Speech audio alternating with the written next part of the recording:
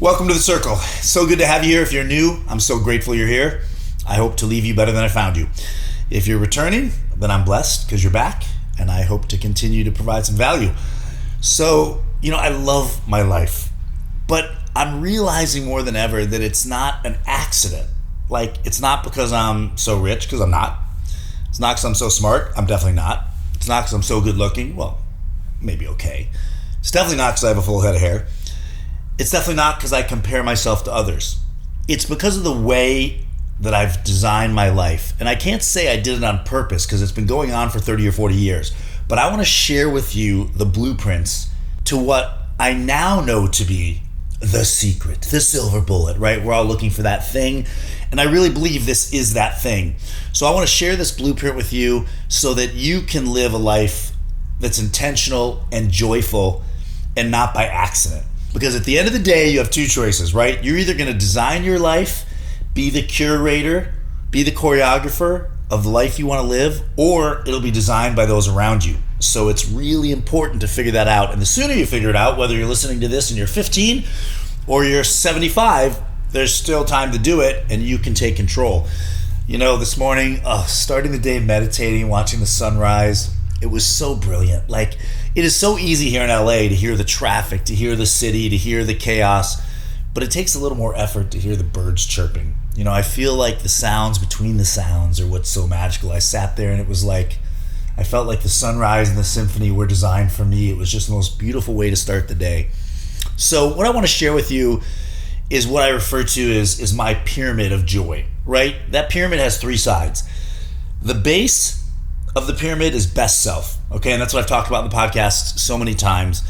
Bringing your best self is that base of the pyramid. That is the foundation, because if you don't bring your best self to the ones you love, to business, to life, the rest won't matter.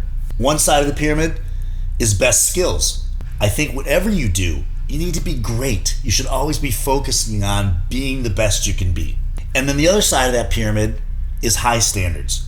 Because you can bring your best self and you can rock those skills. But if you have low standards, I'm a realtor. A lot of my time is spent in real estate. And realtors make that mistake all the time. They work with anybody, anything just to get a deal. And you will wither. It'll just be, it's not when. It's not if, it's when. It's just a matter of time before low standards will crush everything you've built. Because you need to believe you're worth it. You need to say, no, I don't work with just anybody. I don't just hang out with anybody. The people you surround yourself with, the clients you choose to work with, the person you marry for sure, the person you choose to be your partner in life, these are things that will affect everything. Having high standards is like a joy filter. It is a success filter, because when you won't just work or be with anybody, you elevate yourself and everyone around you. And then that pyramid also needs to be shaded all the way through like a jelly-filled donut of optimism. Optimism is the heart, the pulsing beat of that pyramid, because optimism is a performance-enhancing drug. If you are optimistic, you will find a way. If you don't believe it's doable, it's not doable. You can't see the sunshine if you're living in a black cloud. So optimism is not Pollyanna. As I have a whole podcast on optimism. Scroll back and check that one out. But so that's what you need. You need best self, best skills, high standards, and the whole thing cloaked in optimism. And that is very clearly the foundation for a good life. But what I want to do is try to, add even more specifics to it to help you, because like all this stuff, the crazy thing for me always, and you've heard me say this many times, I read that book. Yeah, I know about meditation. Yeah, I know about being present, the power of now. Woo, be present. Yeah. But none of that matters if you don't live it. I was talking to somebody the other day about, affirmations, these morning affirmations. And remember, it's not just saying the words while you're sipping your coffee quickly or running out the door or answering 20 emails. Oh, I'll have this, I'll be this, I'll do this. Affirmations need to be connected. Joe Dispenza talks about this in Becoming Supernatural. Those thoughts are worthless unless they're connected to a deep emotion. And I think that's part of the reason meditation, whatever version of meditation is for you, it doesn't mean you have to be, the Dalai Lama sitting on a mountain. It can just be walking down the street and noticing every leaf and every tree, but bringing peace to your mind is when you can connect thoughts to feelings. And when your feelings are connected to your thoughts, that's when I truly believe physically the body transforms. Mentally, dis-ease, it's disease, it's the discomfort of the mind manifesting in the body. No matter what happens to me, I own it. I take responsibility for everything, because that's when you can solve anything. So structurally, how do you do all this, right? It sounds so overwhelming. It sounds like, oh yeah, I heard that, I know that, but do you really? You don't really know it until you practice it, till you make it part of your routine. So what I've done on accident, not really accident, but I didn't say, oh, I'm gonna be the architect of the perfect life and I'm gonna start laying it out right now. 30, 40 years ago, I said, I know I want a better life. I know I'm meant for more. So I started doing things that seemed to help that. And now that I look back, it was the foundation of everything that's great in my life. It was a plan without really articulating it that way. And a big part of that I want to share with you today is my notes. I've talked about this in other podcasts, but it's really these notes. And I can't believe how many I have and how long they are. So the first note is inspirational. I have this note, and I've talked about these things before. Anything I hear, see, read, I copy paste it. I always try to credit the author, whoever it was, if it's applicable, but a lot of it just comes out of my mind from probably something I read or heard, but it stuck with me, and I don't want to lose that nugget, because otherwise your brain can only hold so many things, right? That's what these notes do. These notes create mental tattoos. They make it go deeper, because otherwise you'll only remember the top few things at any given time, right? And the rest will slowly fade away, right? You read a book, you talk to a friend, you listen to this podcast. It becomes one of the top 3, 4, 5 in your mind, but you can only hold so much consciously. So by having these notes and looking at them on a regular basis, it creates these mental tattoos. And speaking of that, think about this. Any positive thought you have, put it in permanent marker, make it a mental tattoo. Any negative thoughts or ideas, those go on the dry erase board. Those get wiped away, because do not let anything negative become a label, an identifier of who you are. You are not a sick person, you have a sickness. You are not a bad person, you did a bad thing. You are not heartbroken for life. You're going through a breakup. So don't use permanent marker for those things that are transitionary, because if you do, you're making a temporary situation your identity, and it's not going to do you any good. So the first one I have is this inspirational. It's the longest one for sure. I mean, it is, if I printed this thing out, I don't know how many dozens of pages it would be. And I scroll through it randomly. I used to read it from the top down every morning. Now that's impossible because it's way too long.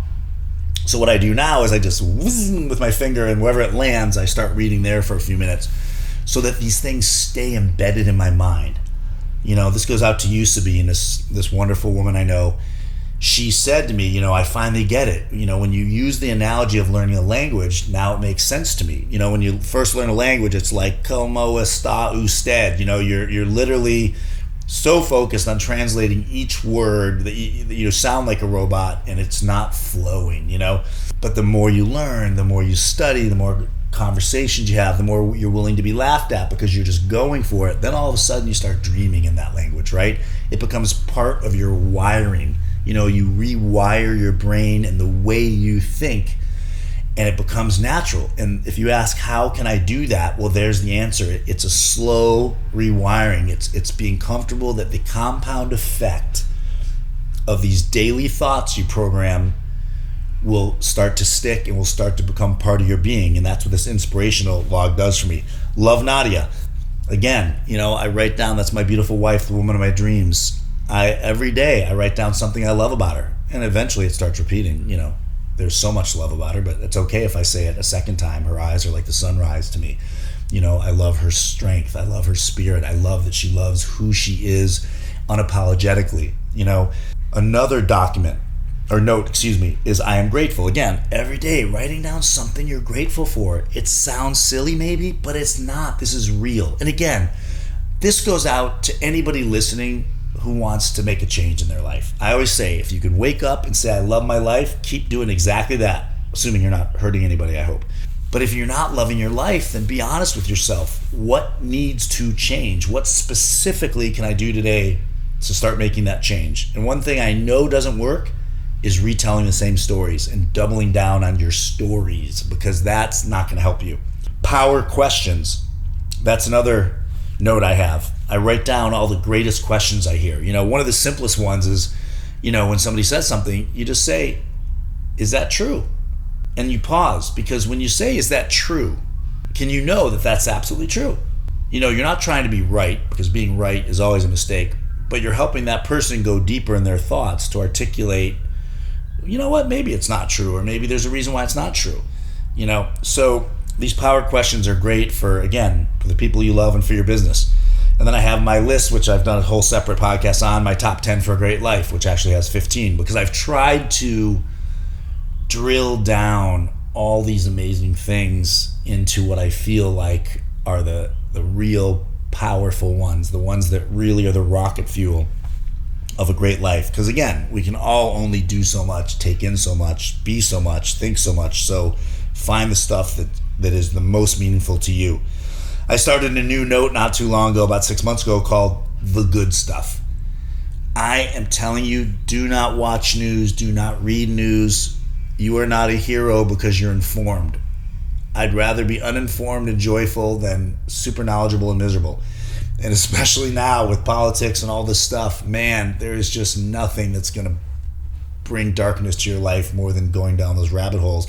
And then you'll have a ton more time. You're like, oh, I don't have enough time. There's no such thing. We all have so much time. I feel like I have a surplus of time every week because I'm reducing everything down to what really matters, So another one I have is what you've all heard about. If you've listened before, if not, please go back and listen to the Personal Constitution. This is the one that's changed my life the most.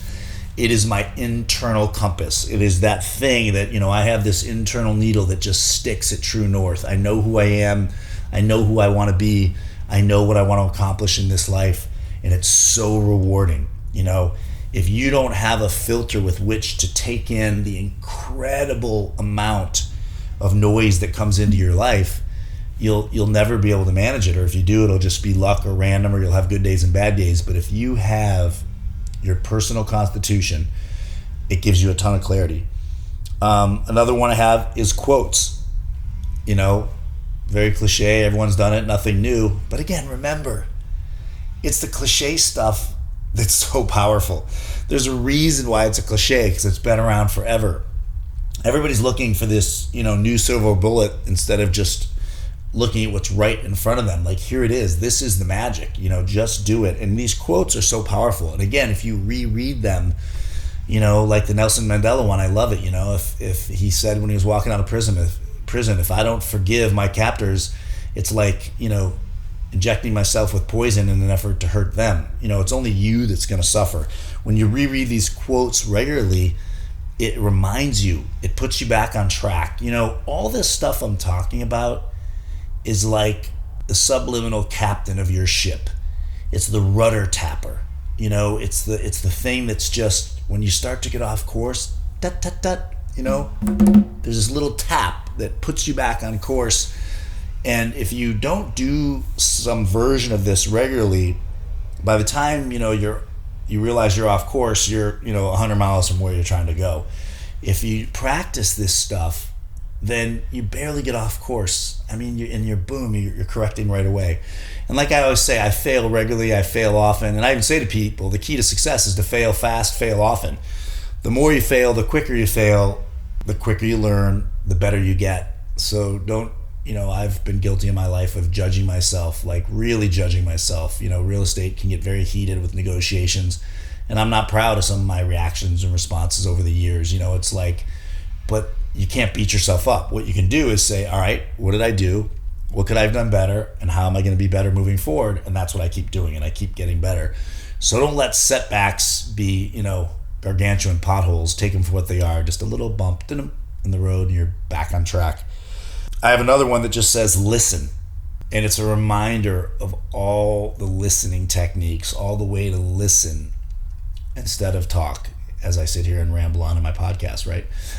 But it is funny. Again, it's so cliche, but listening is the magic. the more you listen, the better you are for everybody around you. Because when you listen, you're understanding people and what really matters, especially in real estate and sales, in restaurant business, all my days in the restaurant business.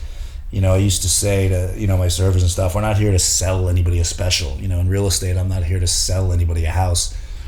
I'm here to listen and understand what you want. If I don't listen, I'm not going to know that you're a vegetarian, and I'm going to sit here and pitch you, the steak of the day. If I'm not listening, I'm going to be showing you all these houses. They're going to make you pissed off because, I'm not hearing what matters to you. So I want to constantly be reminded of good ways to listen, questions to ask to be better. The last one I have here is why, I am. And this is, again, I've said this on past podcasts, but I say this all the time because in the morning I say one, and in the night I say another, and I think I've said it many times, but I'll say it again right now in case for those of you who haven't heard it. But every single morning I say we are doing it again, making millions, debt-free, loving life, physically fit and healthy, bringing joy to all we encounter, inspiring our children, enjoying quality family, watching, guiding my children fulfill their dreams, traveling the world, learning, overflowing with vigor for life, and most importantly, being present in every moment. I happen to life. On my worst day, I'm still the luckiest guy I know. Ride the wave. Empathy is the ability to step into the shoes of another person, aiming to understand his or her feelings and using that understanding to guide our actions. Again, I say these slowly and thoughtfully in the morning so that I feel it deeply, because each one of these by themselves is really powerful, And then at night, before bed, I say, I am present in every moment, thus very aware of what matters. I solve every challenge that presents itself, turning it into a win for my clients and my family. I am patient. I let things pass by. I control my response. I am always in the right place at the right time, which is why all my dreams come true. I am blessed with an amazing family that thrives, is happy, and close. I cherish my wife and children.